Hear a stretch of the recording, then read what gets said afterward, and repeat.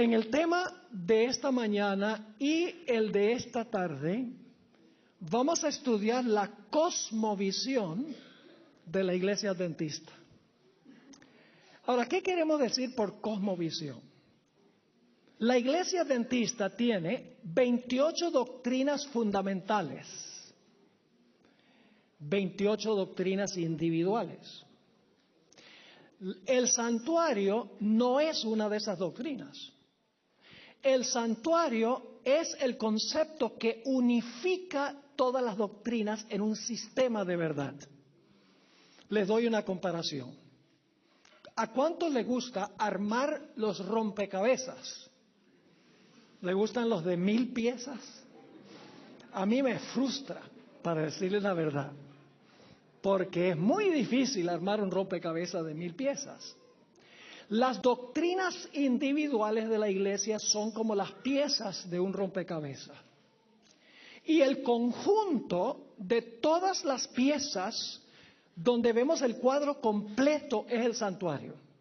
Es decir, el santuario unifica y expone todas las doctrinas, la relación entre todas las doctrinas. La cosmovisión de la iglesia adventista es la totalidad del mensaje de la iglesia adventista, el panorama grande, el cuadro grande que nos deja entender por completo el plan de la salvación. Ahora, el Señor Jesucristo tiene una casa y esa casa se llama santuario. Y el Señor Jesucristo toma 7 pasos a través de su casa.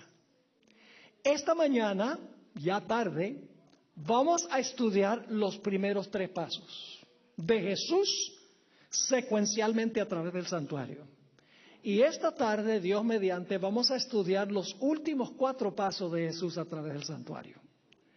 Ahora, probablemente hay personas aquí que son visitas, que no están versados en el asunto del santuario. Así que tengo algunas ilustraciones aquí, donde les voy a mostrar los 7 pasos de Jesús moviéndose a través de su casa.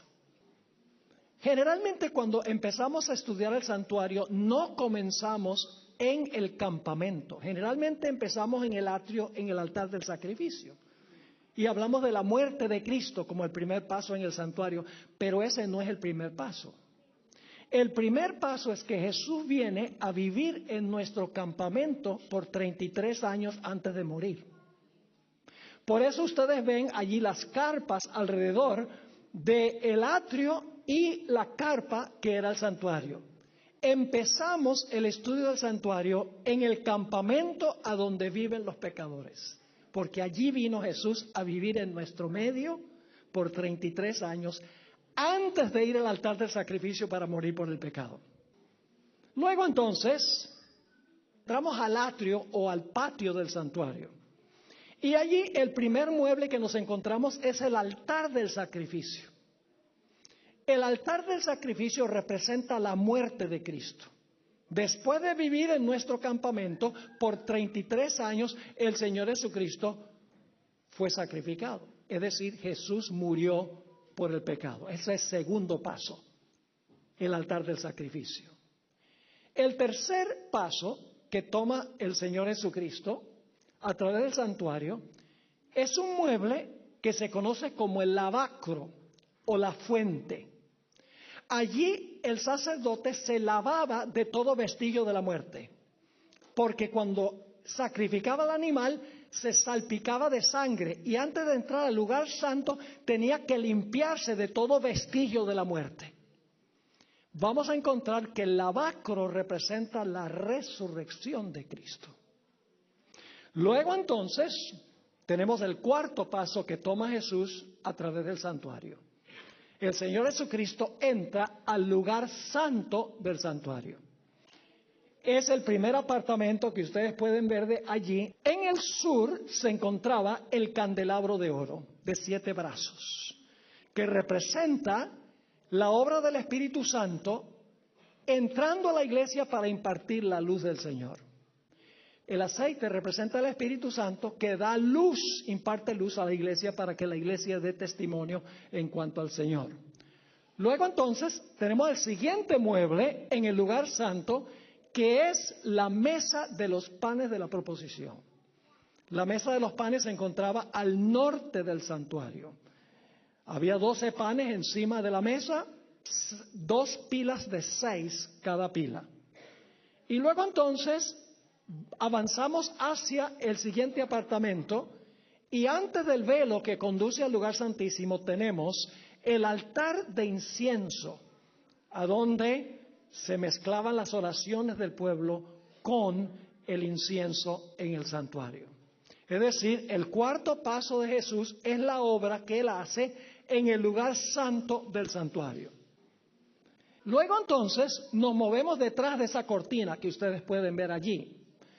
Detrás de esa cortina se encontraba el lugar santísimo. Y en el lugar santísimo había un solo mueble, era el arca del pacto.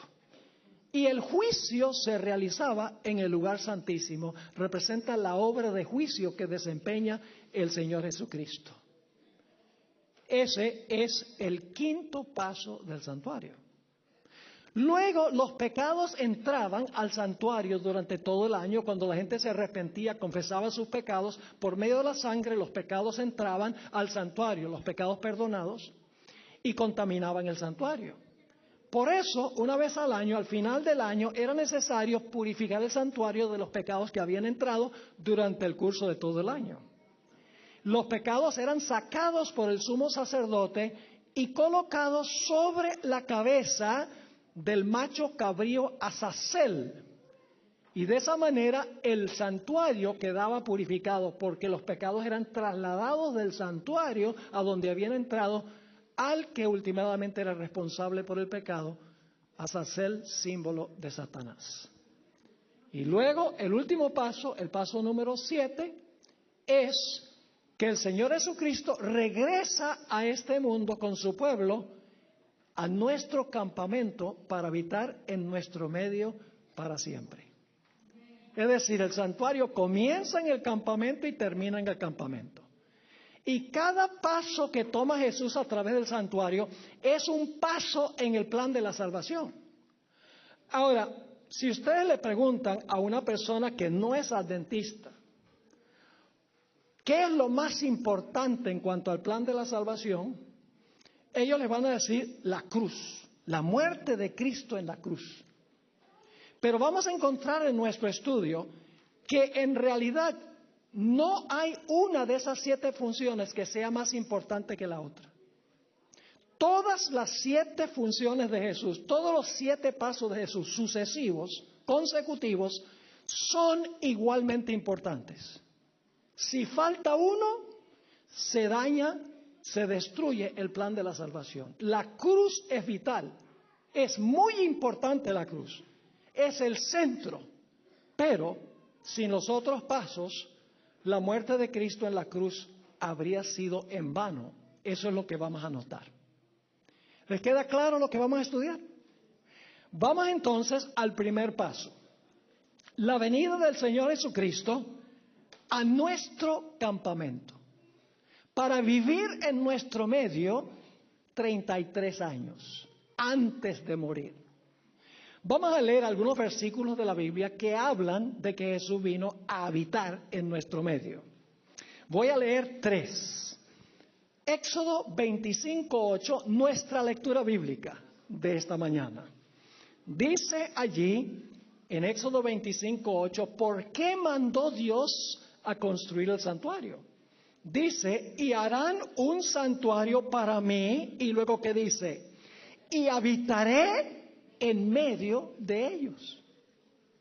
Es decir, el primer paso es que Jesús viene a esta tierra por 33 años para habitar en nuestro medio. También tenemos Juan 1 y el versículo 14. Todo lo vamos a defender con la Escritura, porque nuestra autoridad es la Biblia. Nuestra autoridad no es la tradición, no es lo que dicen los expertos, no es lo que pienso, no es lo que siento. Nuestra autoridad es un escrito está. Juan 1 y el versículo 14, un versículo muy bien conocido, dice, aquel verbo, ¿quién es el verbo? Jesús es el verbo. Aquel verbo fue hecho ¿qué? Carne. ¿Con qué propósito? ¿Cuándo se hizo carne Jesús? ¿Cuando murió en la cruz? No, cuando se encarnó. Así que dice, aquel verbo fue hecho carne, ¿con qué propósito? Y habitó entre nosotros. Es decir, vino a habitar con nosotros, no solo a morir, sino que a habitar con nosotros. Sigue diciendo, el verbo fue hecho carne, habitó entre nosotros y vimos su gloria, gloria como del unigénito del Padre, lleno de gracia y de verdad. Y luego tenemos Mateo 1:23, que indudablemente conocemos, dice allí, he aquí, una virgen concebirá y dará a luz un hijo y llamarás su nombre, ¿qué cosa? Emmanuel, que traducido es Dios con nosotros. Ahora, ¿por qué era necesario que Jesús viviera en nuestro medio, en nuestro campamento, por 33 años antes de morir? La razón es muy sencilla. Ustedes recuerdan en el comienzo de la historia, cuando Adán y Eva pecaron, ¿cuál fue el primer resultado o la primera consecuencia de su pecado? Pueden leer en Génesis 3:6, dice que Eva pecó, luego Adán pecó, y entonces en el versículo 7 dice que ellos se encontraron desnudos. No solamente era desnudez de cuerpo, sino desnudez de alma, porque ellos tenían dos mantos. Un manto era el manto espiritual de justicia, porque eran obedientes a Dios. Pero también tenían, según el Espíritu de Profecía, un manto de luz literal que los cubría. Pero cuando ellos perdieron su manto espiritual de justicia por desobedecer a Dios, la luz que los había cubierto desapareció. Es decir, perdieron su manto espiritual de justicia y como consecuencia perdieron su manto literal de luz y se vieron desnudos. ¿Cómo procuraron ellos cubrir la vergüenza de su desnudez? Se hicieron mantos ellos de hojas de higuera y se taparon el cuerpo con las hojas de higuera. Pero lo interesante es que aún después de taparse con las hojas de higuera, todavía se sentían desnudos. Porque en el siguiente versículo, versículo 8, dice que Dios viene ahora al huerto y dice, Adán, ¿a dónde estás tú? Esto es después que tiene las hojas de higuera. Y Adán dice, nos escondimos en medio del huerto porque estábamos desnudos. Pero ya no estaban desnudos porque tenían las hojas de higuera. Eso significa que la desnudez no era solo desnudez de cuerpo, sino que era desnudez de su alma. De alguna manera Dios tenía que cubrir la vergüenza de la desnudez espiritual del ser humano. Lo que vino Jesús a hacer en nuestro medio para vivir 33 años fue tejer un manto de perfecta justicia para que pudiera cubrir con su justicia nuestra desnudez. Jesús tuvo que vivir una vida absolutamente perfecta que le pudiera ofrecer a la ley en nuestro lugar. Como la ley nos dice, obedece perfectamente o muere. Todos hemos violado la ley, así que todos estamos bajo sentencia de muerte. Era necesario que Jesús viviera la vida que nosotros debemos vivir. Cada obediencia de Jesús fue un hilo que Él le añadió al manto de perfecta justicia. Y cuando Jesús dijo en la cruz, consumado es, le puso el último hilo a un manto de perfecta justicia que Él había vivido una vida sin pecado. Tejió un manto para todo ser humano que jamás haya vivido en la historia del planeta. Vino a vivir en nuestro lugar. Ahora ustedes dicen, ¿dónde dice la Biblia tal cosa? Vamos a ver lo que dice la Escritura. Levítico 22 y el versículo 20 al 22. Levítico 22 y el versículo 20 hasta el versículo 22. Está hablando aquí de la víctima, de las víctimas que se sacrificaban en el santuario. Y dice lo siguiente, Levítico 22, 20 al 22. Ninguna cosa en que haya defecto ofreceréis, porque no será acepto por vosotros. ¿Qué pasaba si la víctima tenía algún defecto? No era acepto el sacrificio. Sigue diciendo, Asimismo, cuando alguno ofreciere sacrificio en ofrenda de paz a Jehová para cumplir un voto o como ofrenda voluntaria, sea de vacas o de ovejas, para que sea aceptado será ¿qué? Sin defecto. Ciego, perniquebrado, mutilado, verrugoso, sarnoso o roñoso. No ofreceréis estos a Jehová, ni de ellos pondréis ofrenda encendida sobre el altar de Jehová. La víctima no podía tener ¿qué cosa? Defecto. ¿Saben lo que representa el hecho que la víctima no tenía defecto? Representa la vida perfecta de Cristo Jesús. No pecó. Cuando se ofreció como víctima, se ofreció como un cordero sin mancha, porque había vivido una vida en perfecta armonía con la santa ley. Pero no solamente la víctima no podía tener defecto, sino el sacerdote que ofrecía a la víctima tampoco podía tener defecto. Y estamos hablando de defecto físico. La ausencia de defecto físico en la víctima representa la perfección moral de Jesús. Es decir, lo físico representa la pureza moral o espiritual de Jesús, su obediencia perfecta. El sacerdote también no podía tener defecto. Nota Levítico 21, el capítulo anterior, Levítico 21 y el versículo 17 al 21.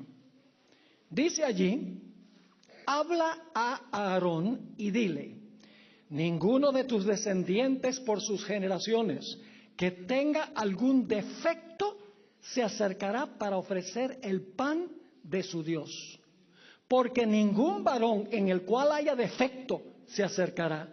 Varón ciego o cojo o mutilado o sobrado o varón que tenga quebradura de pie o rotura de mano o jorobado o enano o que tenga nube en el ojo o que tenga sarna o empeine o testículo magullado. Ningún varón de la descendencia del sacerdote Aarón en el cual haya defecto se acercará para ofrecer las ofrendas encendidas para Jehová. Hay defecto en él, no se acercará a ofrecer el pan de su Dios. El sacerdote no podía tener defecto y la víctima que ofrecía el sacerdote tampoco podía tener defecto. Y el sacerdote y la víctima representaban a Cristo. Y ustedes dicen, ¿cómo es eso? Muy sencillo. La Biblia dice en Hebreos, el capítulo 7, que Jesús se ofreció a sí mismo. Jesús es el sacerdote que se ofrece como víctima. Es decir, Jesús reúne en sí mismo los dos símbolos, el símbolo del sacerdote y la víctima. Pero si Jesús no hubiera vivido una vida perfecta, sin defecto, su sacrificio no hubiera sido ¿qué? Aceptado. Vamos a anotar Éxodo 12, 5 y 6. Éxodo 12, 5 y 6. Está hablando aquí del Cordero Pascual, Y quiero que noten que hay dos puntos claves aquí. Vamos a anotar solamente uno por ahora. Dice en Éxodo 12, 5 y 6, hablando de la Pascua, el animal será como sin defecto. Macho de 1 año, lo tomaréis de las ovejas o de las cabras y lo guardaréis hasta el día 14 de este mes.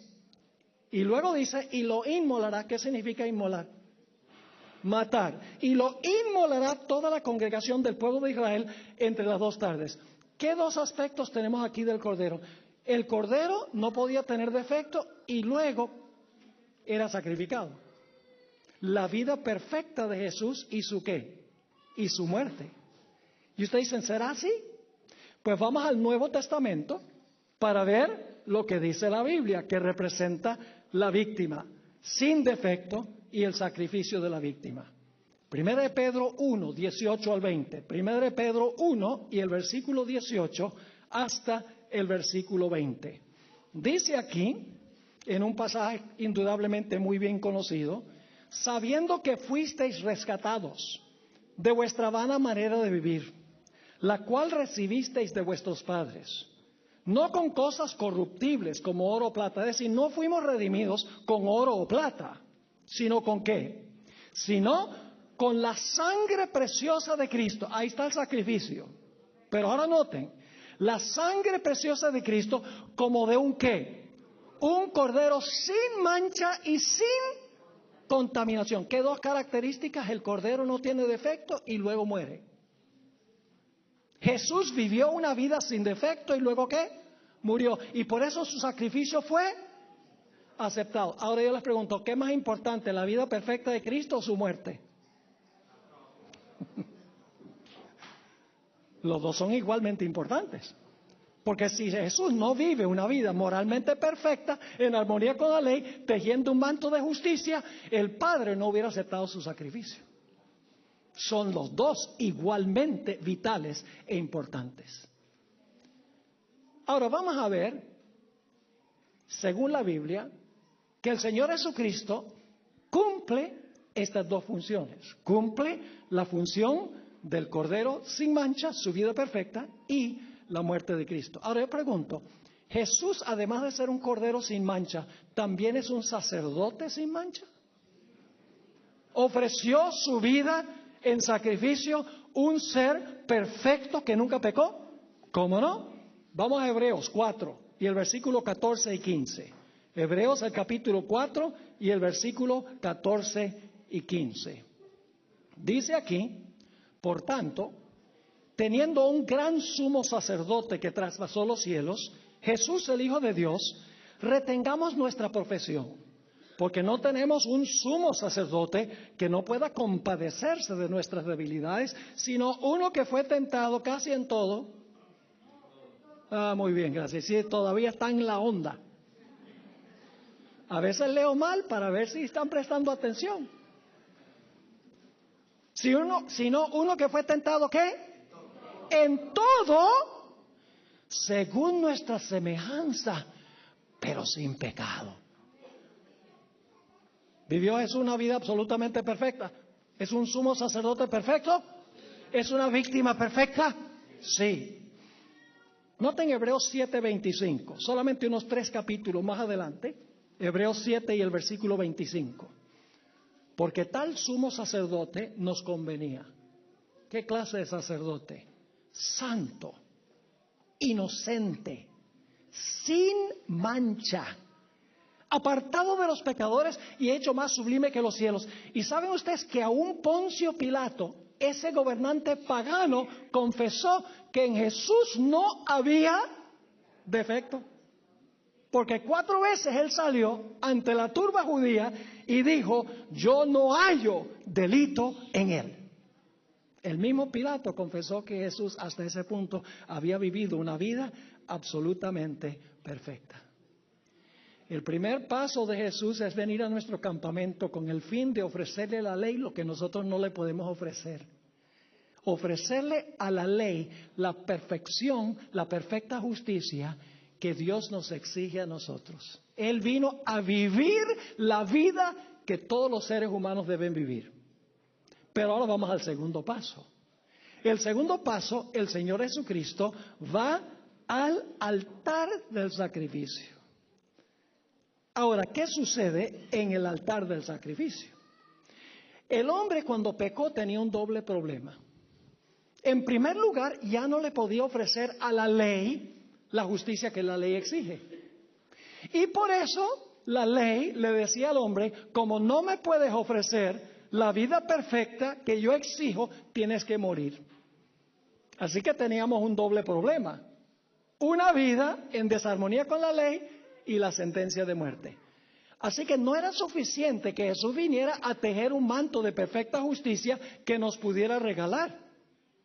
Era necesario también que Él pagara por todos los pecados que nosotros cometimos. ¿Están entendiendo el punto? Tejer un manto de perfecta justicia y también sufrir el castigo de los pecados de todos los seres humanos. En el Getsemaní, el Señor Jesucristo cargó los pecados de todo el mundo sobre sí mismo. Colgó desnudo sobre la cruz.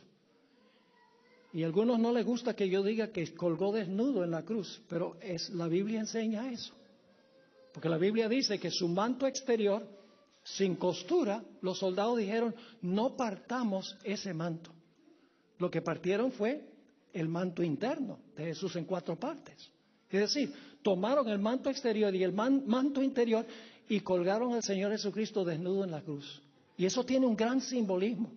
¿Y ustedes cuál es el simbolismo? ¿Quién debería haber colgado desnudo en esa cruz? Nosotros. Deberíamos haber colgado en esa cruz desnudos, pero Jesús colgó desnudo porque Él estaba cargando la culpa nuestra. ¿Están entendiendo lo que estoy diciendo? Jesús cargó la vergüenza de nuestra desnudez porque Jesús cargó los pecados de todos los seres humanos. Es decir, en el campamento Jesús vive su vida perfecta, teje un manto perfecto de justicia para todos los seres humanos. En la cruz del Calvario Jesús toma los pecados de la raza humana, todos los seres humanos, y los coloca sobre sí y sufre el castigo o la pena que nosotros merecemos. Ahora, ¿dónde están los versículos de la Biblia que nos dicen que el Señor Jesucristo sufrió la muerte que todos nosotros debemos sufrir? Vamos a leer algunos versículos. 2 Corintios 5:21. Y aquí van a encontrar los dos puntos que acabo de mencionar: la vida perfecta de Jesús y el hecho que cargó nuestros pecados. Dice allí en 2 Corintios 5:21, al que no conoció pecado, esa es su vida perfecta, ¿sí o no? Al que no conoció pecado, ¿qué sucedió? Por nosotros lo hizo pecado. ¿Quién lo hizo pecado?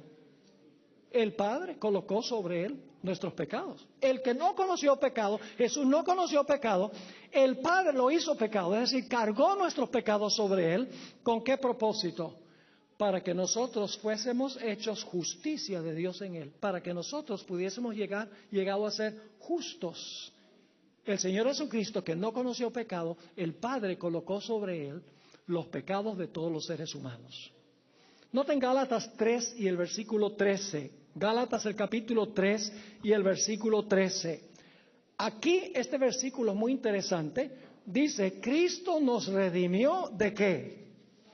De la maldición de la ley. Paremos un momento allí. La ley es mala porque nos maldice, ¿verdad? Así dicen muchos cristianos. Dicen, la ley es mala pues la ley nos maldice. Cristo nos bendice. Ahora, vamos a tomar un ejemplo. Si ustedes están manejando el carro y llegan a una esquina y hay un semáforo y se comen el semáforo en rojo, ¿caen bajo la maldición de la ley? Sí, porque le van a poner una multa. ¿Verdad? Es decir, violaron la ley y caen bajo la maldición de la ley. Entonces la solución es eliminar el semáforo. La culpa la tiene el semáforo porque el semáforo me maldigo. No. Esa no es la solución. El semáforo hace lo que debe hacer. Condena al que viola la ley. De la misma manera aquí dice en Gálatas 3 y el versículo 13, Cristo nos redimió de la maldición de la ley. La ley nos maldice porque hemos pecado y transgredido la ley. Ahora, ¿cómo fue que nos libró Cristo de la maldición de la ley? Sigue diciendo aquí, hecho por nosotros maldición. Es decir, Jesús en la cruz cargó nuestra maldición. El Padre colocó sobre Él la maldición de todos los seres humanos. Cristo sufrió la maldición de la ley en nuestro lugar. ¿Por cuánto sufrió Jesús la maldición de la ley? ¿Solo por los que se van a salvar?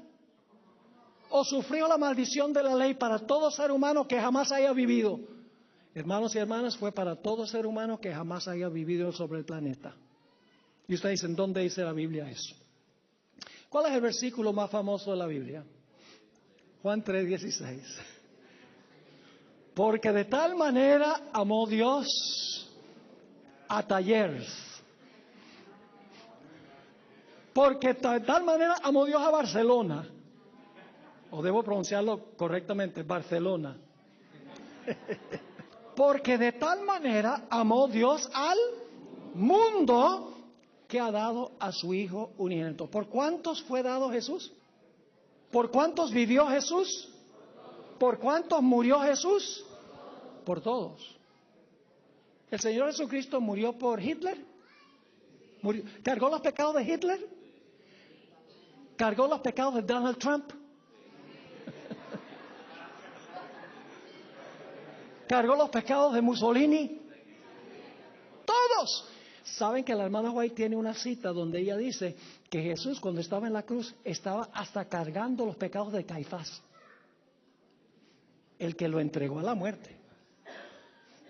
Jesús cargó todos los pecados de todos los seres humanos.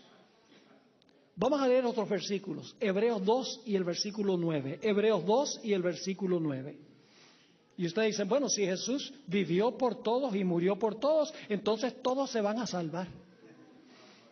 Pareciera ser así, pero si no van esta tarde no van a entender este asunto.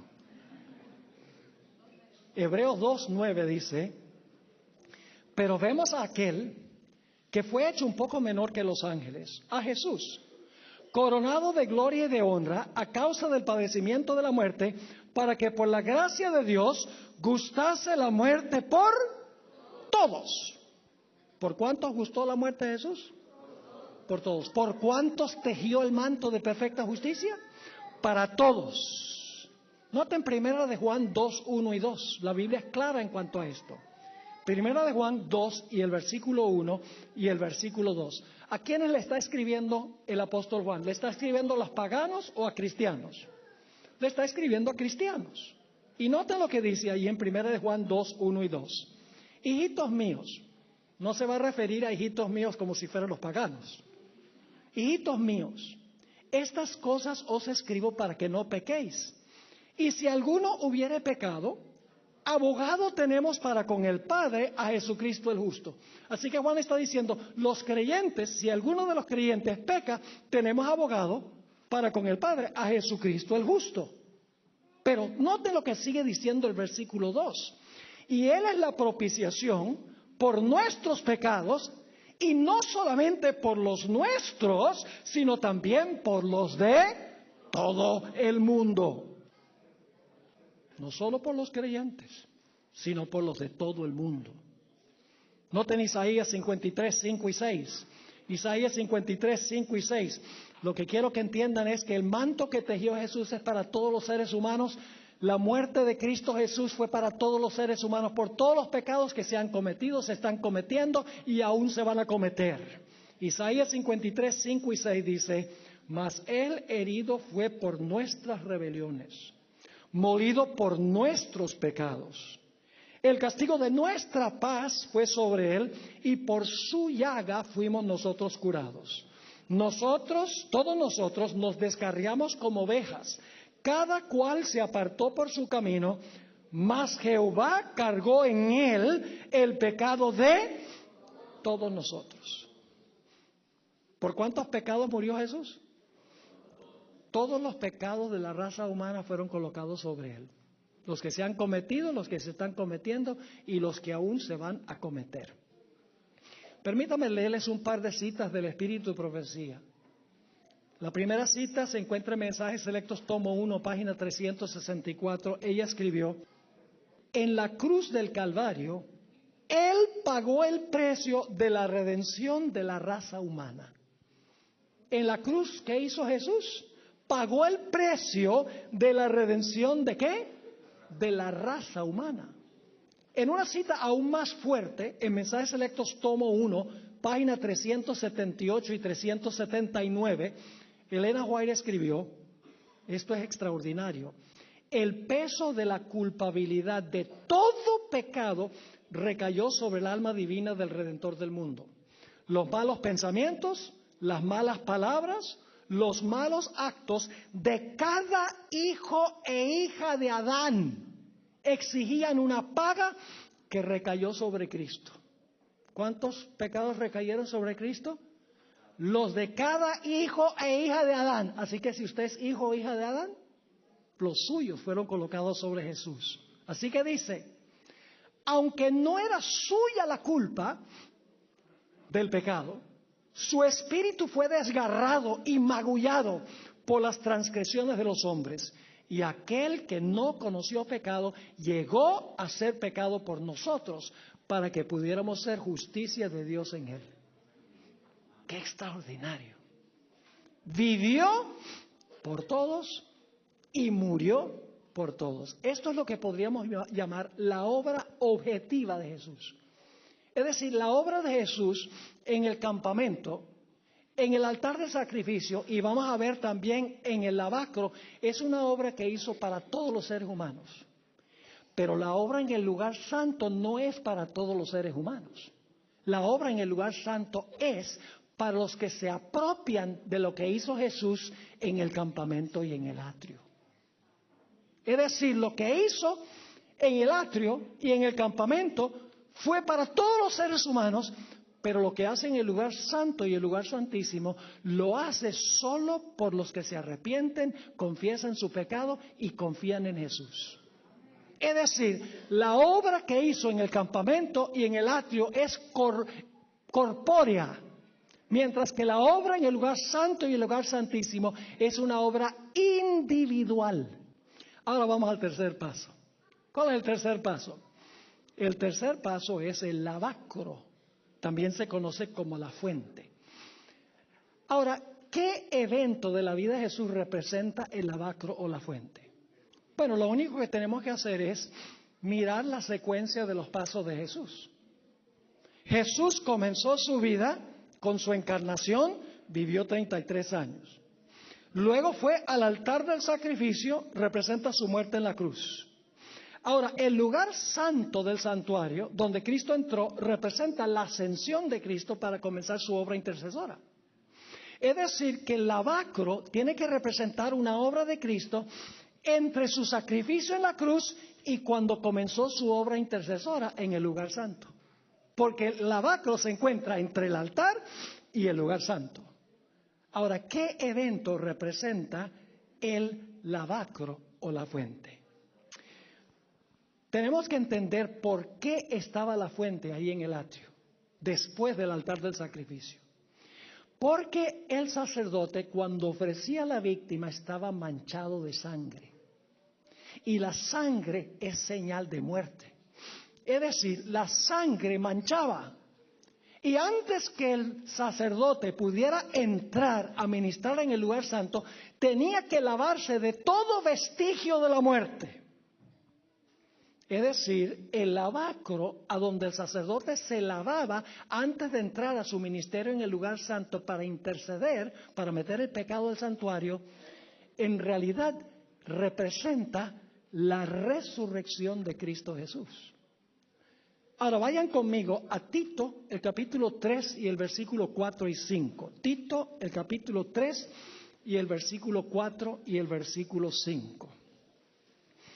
Hay una palabrita aquí especialmente que quiero recalcar. Tito 3, 4 y 5. Pero cuando se manifestó la bondad de Dios, nuestro Salvador, y su amor para con los hombres, nos salvó. No por obras de justicia que nosotros hubiéramos hecho, es decir, no nos salvó por nuestras obras, sino por su misericordia, por el ¿qué? Lavamiento. ¿Con qué se lava usted? Con agua, muy bien. Por el lavamiento, es decir, después que Jesús muere, nos salvó, dice. Luego dice, por el lavamiento de la ¿qué? De la regeneración y por la renovación del Espíritu Santo. La palabra sobre la cual me quiero enfocar es la palabra regeneración. El lavamiento de la regeneración. ¿Qué significa la palabra regeneración? Voy a leerles la definición que da el Diccionario Teológico del Nuevo Testamento. En realidad, en griego es una palabra compuesta de dos palabras griegas. Palin, genesia. Palin significa otra vez. Y genesia significa de nuevo. Esta es la definición que dan los léxicos en cuanto a lo que significa esa palabra regeneración. Leo. La palabra deriva de palín, que significa de nuevo, y génesis, que significa comenzar. Es decir, literalmente significa comenzar de nuevo. Y luego explica, y por lo tanto significa un nuevo génesis. ya sea en el sentido de volver a la existencia, volver de la muerte a la vida. ¿Qué significa entonces la regeneración? Significa pasar ¿de qué? De la muerte a la vida, según este diccionario, donde un experto está explicando lo que significa volver a la existencia. Ahora yo pregunto, cuando el Señor Jesucristo resucitó de los muertos, ¿va a volver a morir? ¿O se lavó de una vez por todas de la muerte para no morir más? Jesús, como el sacerdote, se lavó de todo vestigio de la muerte, como los sacerdotes se lavaban de todo vestigio del animal que habían sacrificado. Noten Romanos 6 y el versículo 9 y 10. Romanos 6, 9 y 10. Dice aquí, en Romanos 6 y el versículo 9 y 10, sabiendo que Cristo, habiendo resucitado de los muertos, ya no ya no muere. La muerte no se enseñoreará más de él. Porque en cuanto murió, al pecado murió ¿qué? De una vez por todas. Mas en cuanto vive, para Dios vive. Jesús dejó la muerte y el pecado sepultados cuando él fue enterrado. Y cuando salió limpio del pecado y limpio de la muerte. Es decir, el lavacro o la fuente representa la resurrección de Cristo Jesús. ¿Es importante la resurrección de Jesús? Es más importante su muerte en la cruz, ¿no?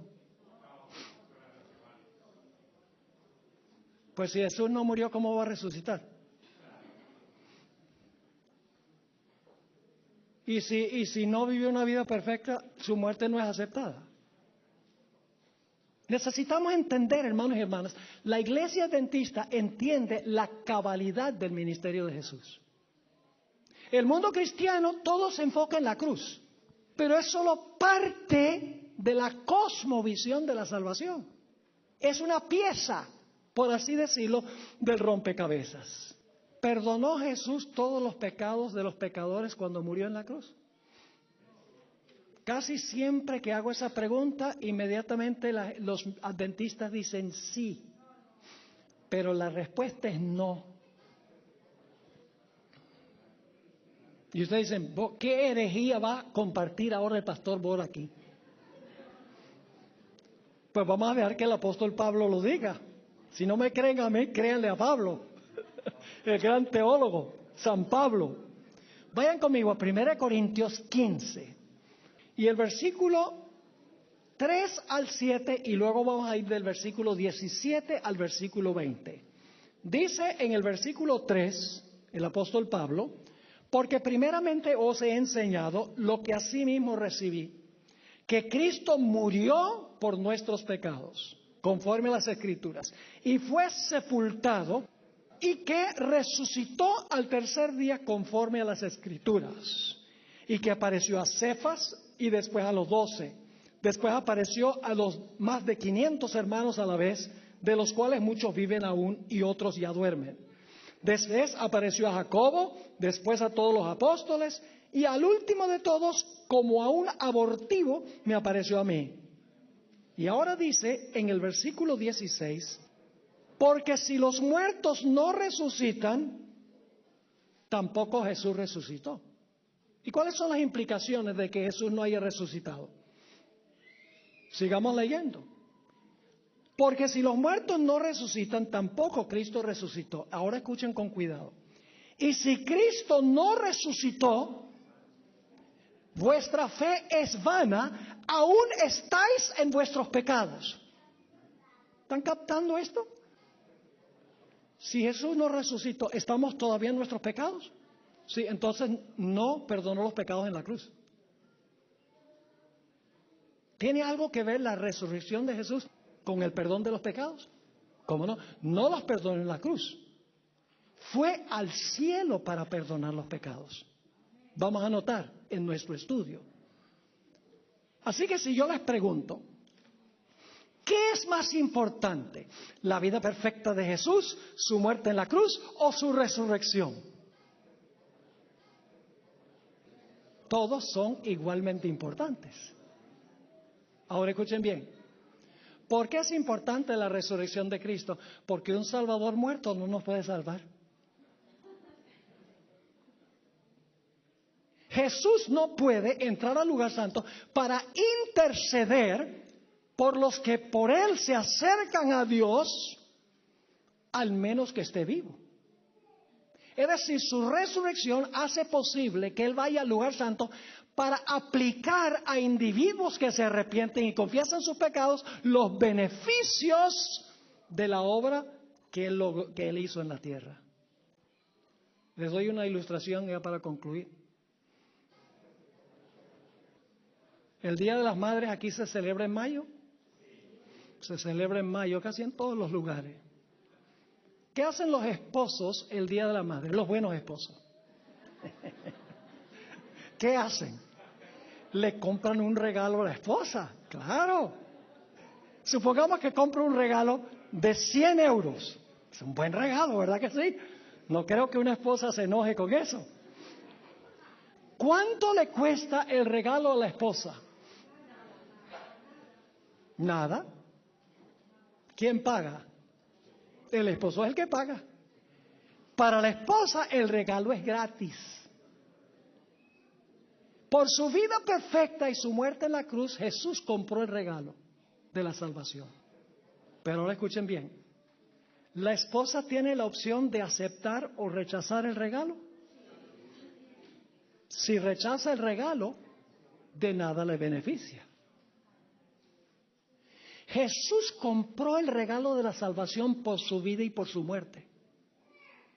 Pero en el lugar santo, el Señor Jesucristo aplica los beneficios de su obra, su vida perfecta, los acredita a los que se arrepienten, confiesan su pecado y confían en Jesús, quien intercede por ellos individualmente en el lugar santo. Entonces yo pregunto, ¿la obra en el lugar santo es igual de importante que las primeras 3 funciones? ¿Cómo no? Así que no se pierdan el próximo emocionante episodio, que es el paso número 4, 5, 6 y 7 esta tarde. Les aseguro que va a ser fascinante cuando estudiemos el lugar santísimo, el juicio. ¿Para qué un juicio si Dios conoce todas las cosas? ¿A quiénes va a juzgar? Etcétera. ¿Y qué hace Jesús en el lugar santo? ¿Y cómo fue la ceremonia de Azazel? Vamos a estudiar todo esto y cuando terminemos el estudio vamos a ver el cuadro perfecto. Todas las piezas del rompecabezas ahora forman un cuadro hermoso del plan de la salvación. Digo esto no con arrogancia, pero solo hay una iglesia en el mundo que entiende esto y es la iglesia adventista. Y no lo digo que dice, los adventistas son mejores que todo el mundo. No. Pero sí tenemos un mensaje mejor que el que tiene todo el mundo cristiano. Un mensaje que nosotros debemos compartir con las personas que perecen en el pecado. Oremos. Padre, gracias te damos por Jesús.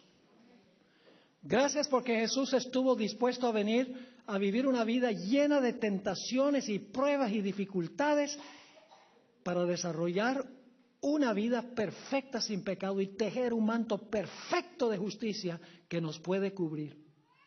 Gracias porque Jesús estuvo dispuesto a venir para sufrir una cruenta muerte y una agonía en el huerto del Getsemaní, cargando los pecados de toda la raza humana.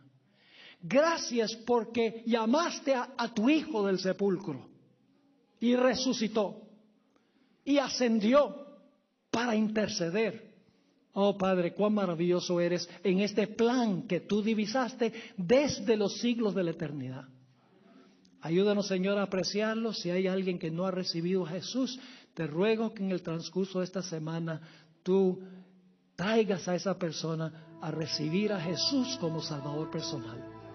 Gracias te damos por habernos acompañado, por responder nuestra oración, porque te lo suplicamos en el precioso nombre de Cristo, nuestro Salvador. Amén.